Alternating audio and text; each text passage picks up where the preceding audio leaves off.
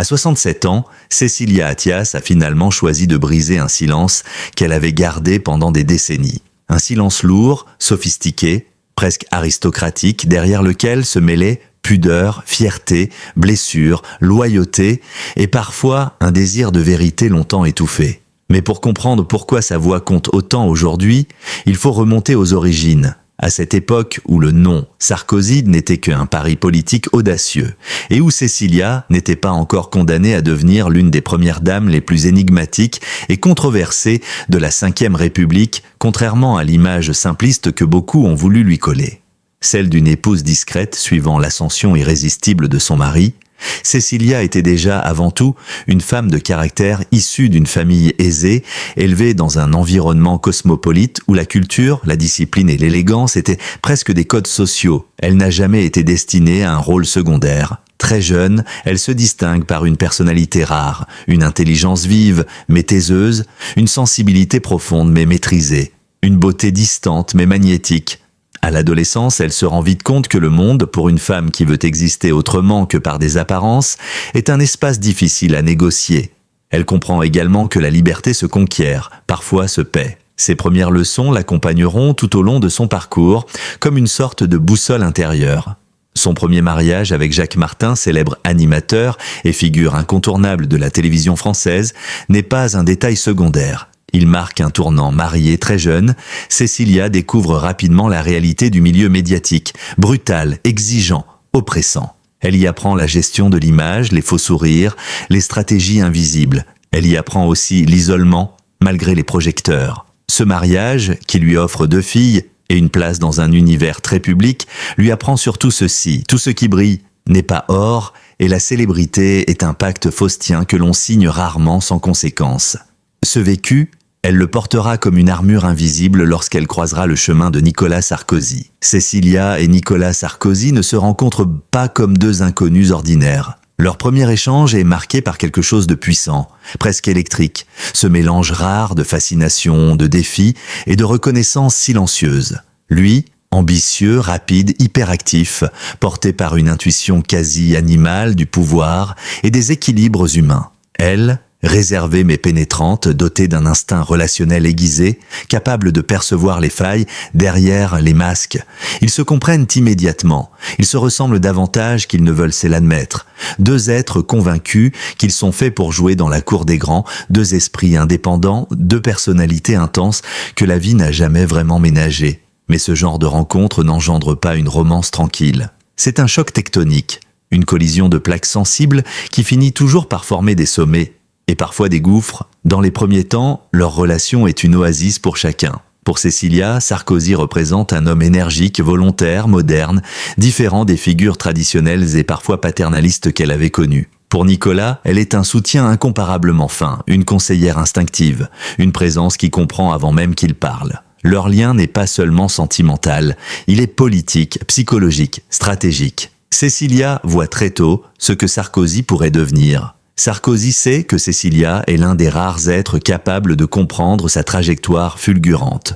On pourrait croire qu'un tel couple se construit facilement. Ce serait un mensonge, car lorsque 2 forts caractères s'aiment, ils ne s'aiment jamais à moitié, et surtout, ils ne s'aiment jamais dans la tranquillité. Très vite, Nicolas Sarkozy entame une ascension qui va transformer leur vie. De maire de Neuilly à ministre, puis à ministre d'État, puis à candidat à la présidentielle, sa trajectoire devient une course effrénée vers les sommets. Chaque étape exige plus de présence publique, plus de sacrifices privés, plus de concessions. Pour Cécilia, cette transition n'est pas simple. Elle n'a jamais recherché la lumière, ni voulu s'exposer. Contrairement à d'autres épouses de dirigeants politiques, elle n'a pas la fibre exhibitionniste, ni l'envie de plaire à tout prix. Être regardée ne la séduit pas, cela la fatigue.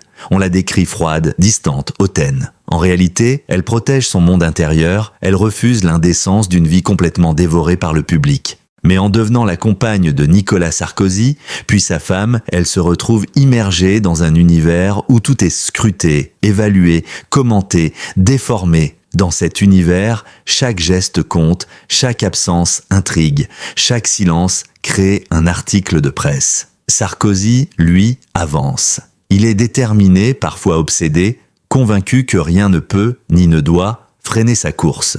Son énergie est celle d'un conquérant. Mais derrière cette force se cache une fragilité intime. Il supporte mal la distance, les zones d'ombre, l'indépendance émotionnelle de ceux qu'il aime. Cécilia le comprend mieux que personne. Et c'est précisément là que les premiers accrocs apparaissent. Lorsque Sarkozy devient ministre de l'Intérieur, la pression médiatique et politique atteint un niveau inédit. Ses prises de position fermes, son franc-parler, son style de commandement lui attirent autant d'admirateurs que d'ennemis acharnés. Il est partout. Sur toutes les chaînes, dans tous les débats, dans tous les foyers, son image devient nationale, sa présence devient inévitable. Pour Cécilia, cette omniprésence crée une forme de suffocation. Elle admire Nicolas, elle le comprend, elle le soutient, mais elle voit aussi la métamorphose. L'homme qu'elle a aimé devient un personnage public total, un acteur d'un théâtre médiatique permanent. Leur intimité, autrefois le sanctuaire où ils pouvaient tout se dire, s'effrite. Les moments privés deviennent minuscules, éparpillés, interrompus par des appels, des crises politiques, des interviews, des stratèges. Plus elle se retire pour préserver sa paix intérieure, plus il avance vers une lumière qui exige d'elle une exposition constante. Plus elle choisit le silence, plus on lui reproche sa froideur. Plus elle cherche l'authenticité, plus le système lui impose la mise en scène. Le fossé se creuse, lentement, silencieusement, mais sûrement. La campagne présidentielle de 2007 marque le point de non-retour. Officiellement, Cécilia est là. Élégante, impeccable, discrète. Officieusement, elle souffre, elle hésite, elle s'éloigne. Le couple traverse l'une des crises les plus douloureuses de son histoire. Les rumeurs circulent, les médias s'en délectent, les commentateurs spéculent. Pour Nicolas Sarkozy, cette période est cruciale. Il joue sa carrière, son rêve, son destin. Il a besoin de stabilité, de soutien, de présence. Mais Cécilia n'est plus en mesure d'offrir ce rôle symbolique et pesant de future première dame. Elle ne s'y reconnaît pas, elle ne s'y sent pas légitime. Et surtout, elle refuse de jouer un rôle qui l'abîme. Le soir de l'élection, lorsque Nicolas devient président de la République, l'histoire retient son sourire, ses mots, son triomphe. Mais elle retient aussi l'absence discrète, perceptible, presque douloureuse de Cécilia, une absence que seuls ceux qui savent lire entre les lignes peuvent vraiment comprendre. Devenue première dame, malgré elle, Cécilia vit l'une des périodes les plus compliquées de sa vie. Les protocoles l'étouffent, les obligations officielles l'usent, les faux-semblants la blessent. Elle ne veut pas être un décor, elle ne veut pas être une statue de cire posée à côté d'un président hyper médiatisé. Elle refuse la superficialité du rôle. Elle veut du réel, elle veut du calme, elle veut une vie. Cette incompatibilité fondamentale entre sa nature profonde et la fonction protocolaire qu'on tente de lui imposer amplifie les tensions au sein du couple Nicolas Sarkozy, qui a besoin d'une épouse engagée dans sa mission, ne peut comprendre totalement ce refus. Cécilia, qui voit son identité menacée par une machine politico-médiatique impitoyable, ne peut accepter davantage. C'est là que naît la décision la plus controversée, la plus commentée, la plus historique, la séparation. Le 18 octobre 2007, après des mois de spéculation, l'Élysée annonce officiellement la séparation du président de la République et de son épouse, une première historique dans la Ve République. Une onde de choc médiatique, une révolution culturelle. Pour beaucoup, ce divorce incarne l'échec d'un couple trop exposé. Pour d'autres, il symbolise la modernité d'une relation qui refuse le mensonge. Mais pour Cécilia, il représente surtout une libération. Non pas un rejet de l'homme, mais un refus de la fonction. Un besoin vital de reprendre possession de sa vie. Le monde entier commente. Mais elle se tait. Elle se tait par pudeur, par respect, par nécessité, par instinct, par protection. Pendant longtemps, elle garde ce silence. Un silence que certains interprètent comme du mépris, d'autres comme de l'élégance, d'autres encore comme une forme de souffrance. Mais aujourd'hui, à 67 ans, ce silence prend fin. Et lorsqu'une femme comme Cécilia Attias décide enfin de parler, ce n'est jamais pour régler des comptes, c'est pour rétablir une vérité, celle d'un mariage hors norme, d'un amour intense mais fragile, d'un destin partagé mais divergent, d'une femme qui a trop longtemps laissé les autres raconter son histoire. Briser le silence à 67 ans, pour Cécilia Attias, ce n'est pas se venger du passé, c'est plutôt renouer avec sa propre voix, celle qu'elle a trop longtemps étouffée pour préserver les apparences. Dans ce deuxième chapitre, Elle revient sur son passage à l'Élysée, une période qui, selon ses confidences récentes, fut l'une des plus complexes, les plus paradoxales et les plus solitaires de sa vie. Car derrière les murs dorés du palais présidentiel, derrière les cérémonies officielles, derrière les regards scrutateurs des médias, se cache une vérité plus humaine, plus fragile, plus intime, celle d'une femme qui n'a jamais voulu être ce que le monde attendait d'elle. Beaucoup imaginent que vivre à l'Élysée est un privilège. Salons immenses, velours rouge, dorure du XVIIIe siècle, tapisserie des Gobelins, service impeccable, protocole à la perfection. Pour un observateur extérieur, tout semble relever du rêve. Mais pour Cécilia, cette splendeur est devenue une cage dorée, une prison silencieuse. Dès les premiers jours, elle ressent le poids de la fonction. Le palais, par sa grandeur, impose une distance permanente. Les murs sont épais, les couloirs interminables, les pièces trop grandes pour les conversations sincères. L'Élysée n'est pas un foyer, c'est une scène. Un théâtre où chaque geste, chaque sourire, chaque absence devient un sujet d'interprétation. Là où d'autres premières dames trouvent un rôle naturel, un espace pour s'exprimer, Cécilia ressent un étranglement dans la gorge chaque fois qu'on lui demande d'endosser un rôle public qu'elle n'a pas choisi. Elle confie, dans son témoignage récent, « L'Élysée n'est pas un lieu où l'on vit, c'est un lieu où l'on est vu ». Cette nuance change tout, car être vue, pour Cécilia, n'a jamais été un plaisir. Plutôt un fardeau, elle qui a fui toute sa vie le bruit médiatique, se retrouve à vivre dans le cœur d'une tempête permanente. Elle ne peut pas sortir sans être escortée. Elle ne peut pas marcher sans être observée. Elle ne peut pas respirer sans que quelqu'un interprète sa respiration. Contrairement à ses prédécesseurs, Cécilia ne souhaite pas incarner une figure symbolique. Elle ne veut pas devenir un personnage public, ni endosser le rôle traditionnel de première dame. Elle n'aime pas les mondanités, les dîners où l'on parle sans dire grand-chose, les sourires obligatoires, les répétitions infinies du même cérémonial. Elle ne veut pas être un instrument de communication, un atout médiatique, un élément de décor pour la présidence Sarkozy. Et pourtant, tout autour d'elle, le système politique tente de la modeler, on lui donne des conseillers, on lui propose des projets, on lui demande de sourire davantage, de faire des apparitions publiques, de voyager, d'incarner la France. Mais chaque fois, elle refuse intérieurement, parfois discrètement, parfois plus fermement. Je ne pouvais pas jouer un rôle qui n'était pas le mien, je n'avais pas l'âme d'une première dame. Ma nature était trop différente. Cette sincérité, que l'on peut admirer aujourd'hui, était alors perçue comme une provocation. Les médias l'accusaient de froideur, de distance, d'indifférence. Certains journaux titraient « Une première dame invisible », la grande absente, ou l'épouse qui embarrasse la République. Mais la réalité était plus subtile. Cécilia ne voulait pas trahir ce qu'elle était. Et ce refus, dans un système construit sur l'image, est presque une révolution silencieuse. Pendant que Cécilia lutte pour respirer, Nicolas Sarkozy, lui, vit une période d'explosion politique. Sa présidence est hyperactive, médiatique, fulgurante. Il multiplie les réformes, les déplacements, les apparitions télévisées. Son énergie est débordante, presque incontrôlable. Il se veut moderne, direct, rapide. Cette hyper-présence dans l'espace public est une force politique, mais un défi pour la vie personnelle. Car plus Sarkozy s'élève dans la lumière, plus Cécilia s'enfonce dans l'ombre, non pas par jalousie, mais par contradiction intérieure. Ils deviennent deux êtres à trajectoires opposées. L'un avance vers un pouvoir total, l'autre recule vers un besoin de silence vital.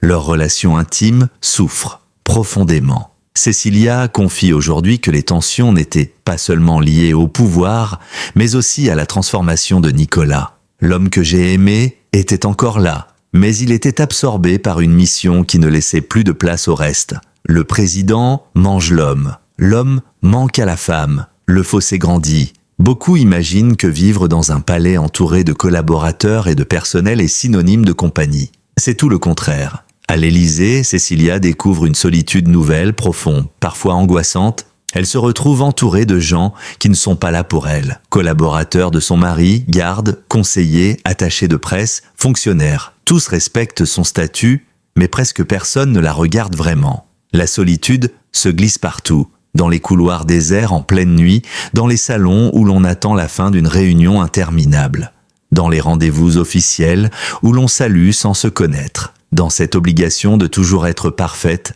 même quand on se sent brisé, Elle se surprend parfois à rêver d'une vie simple.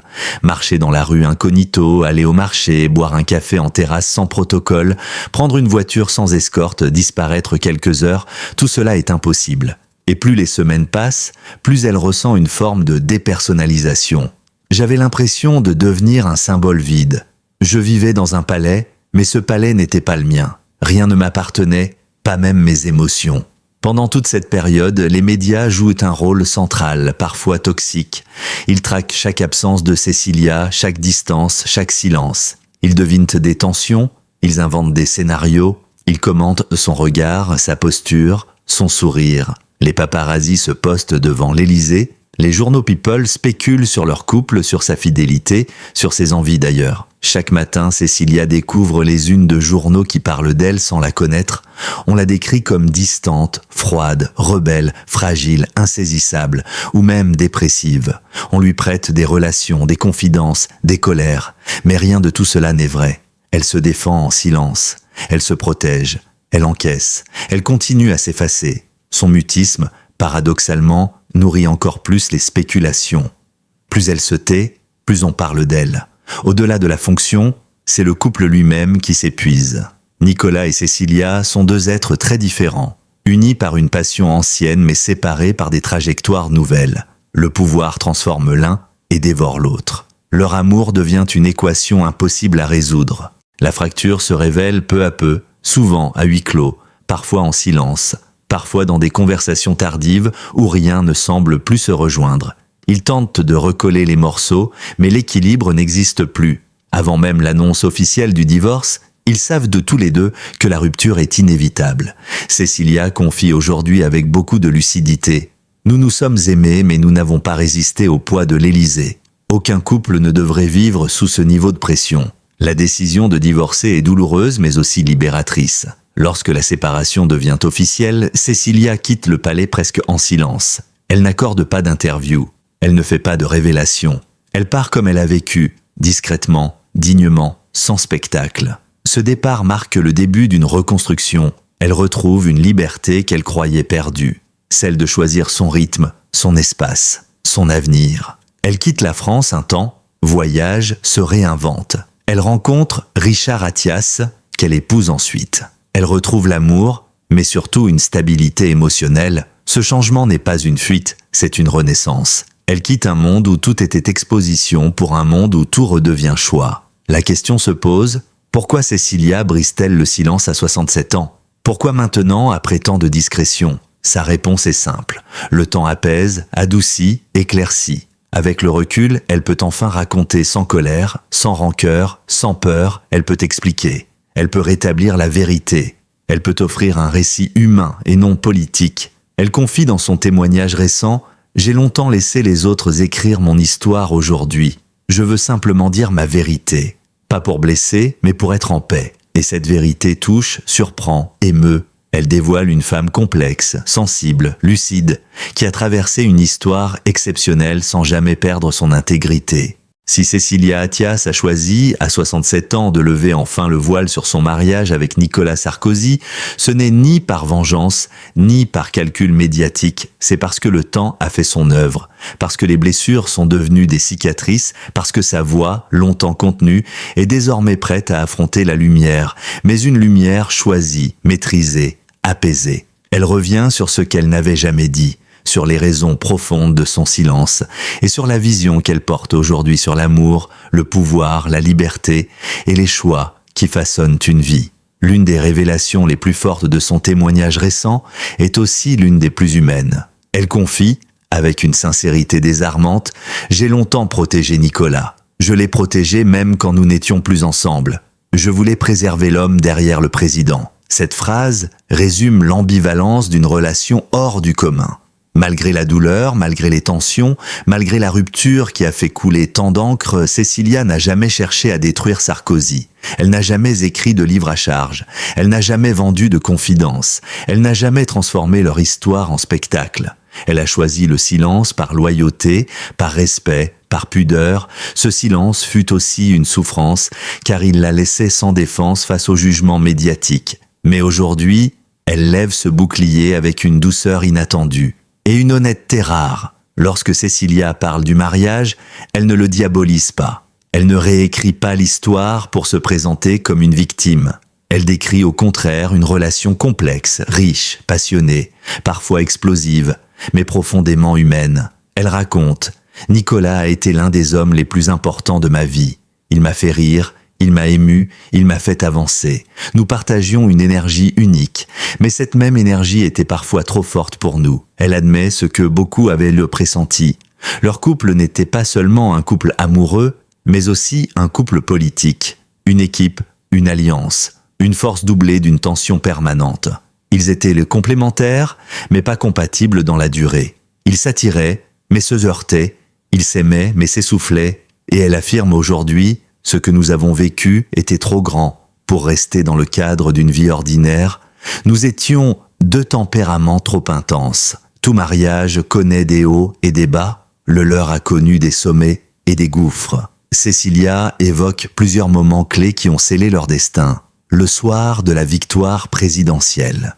Ce moment que tout un pays regardait comme un triomphe historique était pour elle une soirée douloureuse. Elle confie « Quand je l'ai vu devenir président, j'ai su que notre histoire touchait à sa fin. Ce n'était pas de la jalousie, c'était une intuition profonde. S'il y avait désormais la France avec lui, et dans cette France, je n'avais plus ma place. » Les mois à l'Élysée. Elle décrit des soirées silencieuses, des chambres trop grandes, des conversations interrompues par les urgences politiques, des réunions qui se succédaient jusqu'au petit matin. Elle dit « Le pouvoir ne laisse aucune place pour la fragilité. » Or un couple, c'est une succession de fragilités à accueillir. Nous n'en avions plus le temps. Ce jour-là, raconte-t-elle, n'a pas été marqué par une scène spectaculaire, mais par un sentiment intérieur. Je me suis regardé dans un miroir et je ne me suis pas reconnu. Je me suis dit « Si je reste, je vais me perdre ». Ce fut un instant de vérité, un instant de survie, un instant qui marque souvent les grands départs. Contrairement à ce que beaucoup imaginent, leur divorce n'a pas été une explosion, mais une transition lente, réfléchie, douloureuse, mais apaisée. Elle confie « Nous n'étions plus en train de nous déchirer. Nous nous étions déjà éloignés. Le divorce a été une manière d'être sincère. Ils se sont séparés en adultes, en parents, en êtres humains qui ont conscience que la liberté est parfois plus importante que l'union. Pour la première fois, elle révèle « Nicolas m'a laissé partir. Il a respecté ma décision. Je pense qu'il savait que c'était la seule manière de me garder dans sa vie autrement. » Pour Cécilia, la rupture n'a pas signé la fin d'une histoire, mais le début d'une autre. Elle retrouve un rythme humain, loin des caméras. Elle recommence à voyager, à lire, à marcher seule dans la rue, à respirer. Elle découvre ce que signifie exister en tant que soi-même. Et non en tant qu'épouse d'eux, elle dit « Mon identité avait été suspendue, il fallait la reconquérir. » Cette reconstruction, elle la mène sans bruit, sans interview, sans image officielle, sans communiqué de presse. Une part essentielle de son témoignage concerne aussi son nouvel amour, Richard Attias, qu'elle décrit comme un homme stable, structuré, profondément respectueux de ma liberté. Avec lui, elle découvre une relation plus apaisée, moins verticale, moins liée aux enjeux politiques. Elle explique « Richard est arrivé dans ma vie comme une évidence. J'avais besoin d'une présence calme. J'avais besoin de quelqu'un qui ne vive pas sous les projecteurs. Il m'a offert un espace pour respirer. » Bien loin du tumulte de l'Élysée, cette relation marque pour elle un retour à la normalité. Une normalité qu'elle considère désormais comme un luxe. L'un des aspects les plus fascinants de ces révélations concerne la relation qu'elle entretient aujourd'hui avec Nicolas Sarkozy. Elle affirme ne nourrir ni animosité ni regret. Nous avons partagé une histoire importante, nous avons un fils, nous avons des souvenirs. Il fait toujours partie de ma vie, d'une certaine manière. Mais nous sommes deux trajectoires désormais parallèles. Elle refuse de réduire leur relation à un échec. Ce n'était pas un échec, c'était une étape de notre vie. Une étape riche, intense, mais qui devait un jour se terminer. Pour la première fois, elle admet certains regrets, non pas sur le mariage lui-même, mais sur la manière dont elle a vécu certaines choses. Elle confie « J'aurais voulu être moins dure avec moi-même. J'aurais voulu accepter plutôt que je n'étais pas faite pour ce rôle. J'aurais voulu parler, expliquer, au lieu de me taire. » Son silence, dit-elle, l'a protégée. Mais l'a aussi isolée. C'est ce qu'elle veut réparer aujourd'hui. Cécilia insiste, ce n'est pas une confession à sensation, ce n'est pas un règlement de compte, ce n'est pas un livre de vengeance, c'est un acte de libération. Elle dit, J'ai décidé de parler parce que ma vérité peut peut-être aider d'autres femmes. Il ne faut pas avoir peur de quitter un rôle qui nous détruit. Il faut oser se choisir. Elle veut offrir une leçon de vie.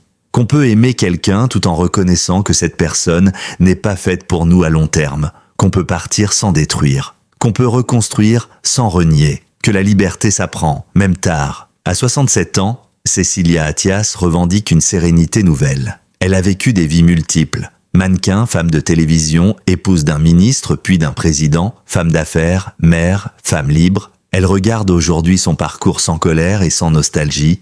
Je suis en paix, c'est tout ce qui compte. Elle souhaite désormais transmettre, accompagner, témoigner, pas pour réécrire l'histoire, mais pour éclairer la sienne. Pas pour raviver le passé, mais pour laisser derrière elle un récit vrai, humain, profond. Le témoignage de Cécilia dépasse largement son histoire personnelle. Il résonne chez de nombreuses femmes confrontées à des attentes sociales, familiales ou professionnelles qui ne correspondent pas à leur nature. Sa prise de parole envoie un message puissant. Vous avez le droit de ne pas être ce que le monde attend de vous. Elle incarne, malgré elle, une figure emblématique d'une génération de femmes qui ont appris à s'affirmer tardivement après avoir longtemps porté des rôles imposés. En brisant le silence, Cécilia Attias ne se contente pas de raconter un mariage, une rupture, une période politique. Elle raconte une quête, la quête d'elle-même. Son histoire dit ceci. On peut aimer profondément un homme qui deviendra président. On peut vivre dans un palais sans s'y sentir chez soi. On peut choisir la liberté plutôt que le protocole. On peut reconstruire sa vie loin des projecteurs. On peut parler quand on est prête, même si cela prend des décennies. Elle conclut ainsi son récit. J'ai vécu des moments magnifiques et des moments très difficiles. Aujourd'hui, je ne garde que l'essentiel, la vérité, la paix et la liberté. Et c'est précisément cette vérité que nous venons de parcourir. Une vérité longtemps enfouie, enfin révélée. La vérité d'une femme qui n'a jamais cessé d'être entière. Au terme de ce long voyage à travers l'intimité, les convictions et les silences d'une femme longtemps restée dans l'ombre, un constat s'impose. Cécilia Attias n'a jamais été seulement l'ex-femme de Nicolas Sarkozy. Elle n'a jamais été seulement une première dame discrète ou une figure politique en retrait. Elle fut et demeure une femme profondément humaine, sensible, lucide, dont le parcours raconte bien plus que l'histoire d'un mariage ou d'une séparation. Il raconte la lutte d'une femme pour préserver son intégrité dans un monde qui exige sans cesse des rôles, des masques, des postures. En brisant enfin le silence à l'âge de 67 ans, elle réaffirme une vérité essentielle. Aucune existence ne peut se résumer aux images figées par les médias, aux rumeurs colportées, aux titres qu'on impose aux femmes comme des étiquettes définitives. Derrière l'ancienne première dame, il y a toujours eu une âme indépendante, une conscience aiguë de soi, un besoin de liberté que ni les dorures de l'Élysée ni les obligations diplomatiques n'ont pu étouffer. Ce que Cécilia offre aujourd'hui au public n'est pas une confession destinée à provoquer la controverse. Ce n'est pas un exercice de revanche, c'est un acte de libération intérieure, un geste d'apaisement, une manière d'archiver son propre passé avec vérité. Elle raconte une vie où la passion, l'admiration et la douleur se sont entremêlées, mais où jamais la dignité n'a été sacrifiée. Elle raconte un amour qui a existé, un couple qui a lutté, un destin qui a parfois échappé à leur contrôle, mais qu'elle choisit désormais de regarder avec douceur, sans regret amer, sans amertume. Ce témoignage n'est pas seulement révélateur de son histoire personnelle, il éclaire aussi d'une lumière nouvelle ce que signifie être femme au sein d'une institution politique écrasante. À travers ces mots, on comprend combien la solitude peut ronger même les plus beaux palais, combien la liberté peut manquer même au sommet de l'État, combien l'identité peut vaciller lorsqu'on vous impose un rôle que vous ne reconnaissez pas comme le vôtre. Et pourtant, malgré ces tourments silencieux, Cécilia a trouvé la force de reconstruire. Elle a trouvé la force d'aimer à nouveau. Elle a trouvé surtout la force de se réconcilier avec elle-même. Son histoire nous apprend que l'on peut fuir le bruit pour retrouver sa voix, quitter la lumière pour retrouver sa clarté, rompre pour se retrouver aujourd'hui. Elle ne cherche ni à se justifier, ni à se glorifier. Elle cherche à transmettre. Son récit, tel qu'elle l'expose enfin, est une invitation adressée à toutes les femmes et à tous les hommes à ne jamais renoncer à la fidélité envers soi-même, à ne jamais accepter une vie où l'on étouffe sous des attentes étrangères, à avoir le courage de dire non, même lorsque tout le monde attend un oui, à choisir l'honnêteté intérieure plutôt que la reconnaissance extérieure. Une impression demeure, celle d'une renaissance, celle d'une femme qui a traversé les tempêtes, qui a porté le poids d'une fonction qu'elle n'avait pas désirée, qui a affronté les jugements sans se défendre, et qui, finalement, écrit elle-même sa vérité dans la sérénité de l'âge mûr. C'est peut-être cela, la vraie victoire de Cécilia Attias, être devenue, après tant d'années de silence, l'auteur de sa propre histoire. Merci d'avoir lu ce récit dense, authentique et profondément humain consacré à Cécilia Attias. Si vous êtes arrivé jusqu'ici, c'est que vous faites partie de ces lecteurs curieux, sensibles, passionnés par les vies cachées derrière les destins publics, par les vérités que l'histoire oublie parfois de raconter. Votre soutien est essentiel. Il nous permet de continuer à produire des analyses longues, détaillées, honnêtes, dépouillées du sensationnalisme facile. Ici, nous privilégions la profondeur, la nuance, la vérité. Et si ce contenu vous a touché, éclairé ou simplement intéressé, alors je vous invite chaleureusement à faire un petit geste qui change tout. Abonnez-vous dès maintenant à la chaîne, c'est totalement gratuit et cela nous permet de continuer à vous offrir des enquêtes exclusives, des portraits intimes de personnalités publiques, des analyses rares et approfondies, des récits narratifs uniques et des contenus que vous ne trouverez nulle part ailleurs. Votre abonnement est bien plus qu'un simple clic. C'est une façon de soutenir un travail indépendant, rigoureux, respectueux et une manière d'encourager la qualité dans un paysage médiatique saturé d'informations rapides et superficielles. Alors n'hésitez pas, abonnez-vous, activez la cloche pour ne manquer aucun nouvel article. Partagez ce contenu si vous l'avez apprécié. Merci pour votre confiance, merci pour votre temps et merci d'être là. À très bientôt pour un nouveau récit, une nouvelle vérité, une nouvelle plongée au cœur des vies qui façonnent notre monde.